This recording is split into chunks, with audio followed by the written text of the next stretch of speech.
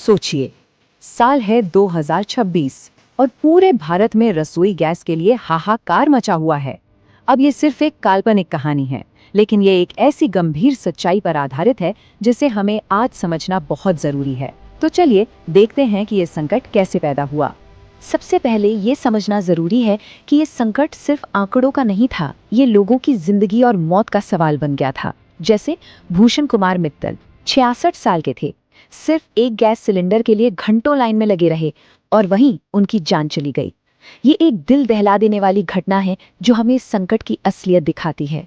और यहीं से वो सबसे बड़ा सवाल उठता है जो हम सबके मन में है। आखिर 140 करोड़ लोगों का देश रसोई गैस के लिए तरस कैसे गया? चलिए इस सवाल का जवाब ढूंढते हैं। तो सबसे पहले ये देखते हैं कि जमीन पर हो क्या रहा था, मतलब आम लोगों की जिंदगी पर इसका क्या असर पड़ रहा था। जरा सोचकर देखिए, दिल्ली से लेकर पुणे, यूपी, हर जगह गैस के लिए मीलों लंबी लाइनें लगी थी। और कालाबाजारी, अरे 900 रुपए का सिलेंडर पता है कितने में बिक रहा था? 6000 रुपए में, मतलब 6 गुना ज्यादा। हालत इतने बिगड़ गए कि गैस ले जा रहे ट्रकों की हिफाजत के लिए पुलिस लगानी पड़ रही थी। रेस्टोरेंट बंद हो रहे थे, फूड डिलीवरी ठप पड़ गई थी, मतलब पूरा सिस्टम ही चरमरा गया था। अब कहानी में एक दिलचस्प मोड़ आता है, क्योंकि इस पूरे संकट को लेकर दो बिल्कुल अलग अलग बातें सामने आ रही थी। एक तरफ थी सरकार की कहानी और दूसरी तरफ थी वो हकीकत जो लोग जी रहे थे। सरकार का क्या कहना था? सरकार का कहना था कि देश में गैस की कोई कमी है ही नहीं। पेट्रोलियम मंत्री ने तो संसद में साफ साफ कहा कि ये सब लोगों की घबराहट और जमाखोरी की वजह से हो रहा है। लेकिन अगर सब ठीक था, अगर कोई कमी नहीं थी, तो फिर सवाल ये उठता है कि सरकार वो कदम क्यों उठा रही थी जो एक बहुत बड़े संकट की तरफ इशारा कर रहे थे। जरा इस टाइमलाइन को देखिए। 7 मार्च को सरकार दाम बढ़ाती है। ठीक अगले दिन फैक्ट्रियों को आदेश जाता है कि जितना हो सके उतना एलपीजी बनाओ। फिर होटलों और रेस्टोरेंट की सप्लाई काट दी जाती है और आखिर में आम घरों के लिए भी राशनिंग शुरू कर दी जाती है। अब बताइए, क्या ये उस सरकार के कदम लगते हैं जिसके पास गैस की कोई कमी नहीं है? तो अब हमारे सामने दो बिल्कुल अलग तस्वीरें हैं।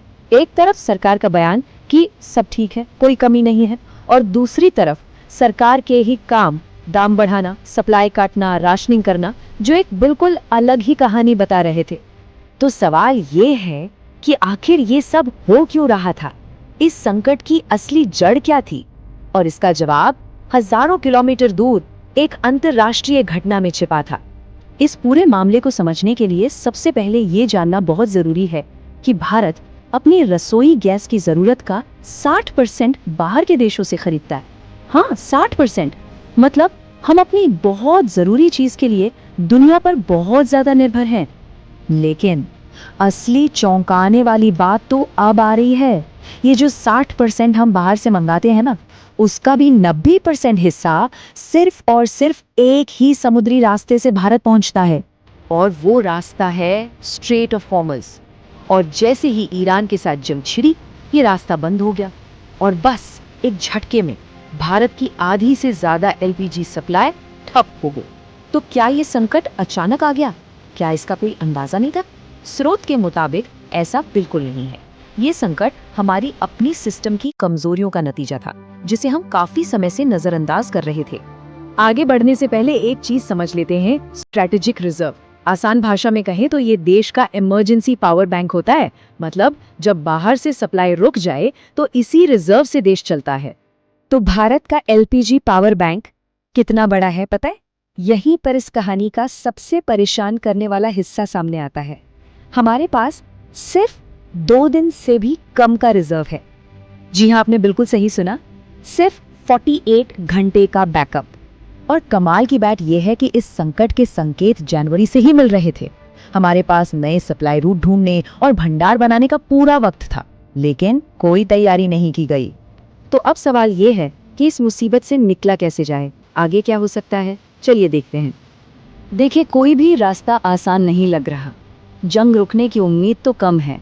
दूसरे देशों से जो मदद आ रही है वो ऊंट के मुंह में जीरे के बराबर है। मतलब एक जहाज आता है तो सिर्फ एक दिन का काम चलता है। ईरान से भी एक एक जहाज के लिए डील करनी पड़ रही है। कुल मिलाकर सोर्स का अंदाजा है कि ये संकट कम से कम 4 से 8 हफ्ते और चलेगा। तो ऐसे में आम लोग क्या कर सकते हैं? कुछ रास्ते हैं, जैसे इंडक्शन कुकर एक अच्छा ऑप्शन हो सकता है।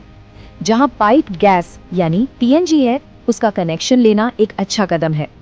काला बाजारी की शिकायत करना और सबसे जरूरी, घबराकर सिलेंडर जमा न करना, ये हम सबकी जिम्मेदारी है। और आखिर में ये कहानी हमें अपने सबसे दुखद मोड़ पर वापस ले आती है। इस पूरे संकट की सबसे भारी कीमत कौन चुका रहा है? वो गांव की महिलाएं, जिन्हें उज्ज्वला योजना ने चूहे के धुएं से आजादी दी थी, आज वो एक बार फिर उसी धुएं में सांस लेने को मजबूर हैं। और ये हमें एक बहुत ही बुनियादी सवाल पर सोचने को मजबूर कर देता है कि जब भी कोई सिस्टम फेल होता है, जब भी कोई प्लानिंग नाकाम होती है, तो उसकी कीमत हमेशा आम इंसान ही क्यों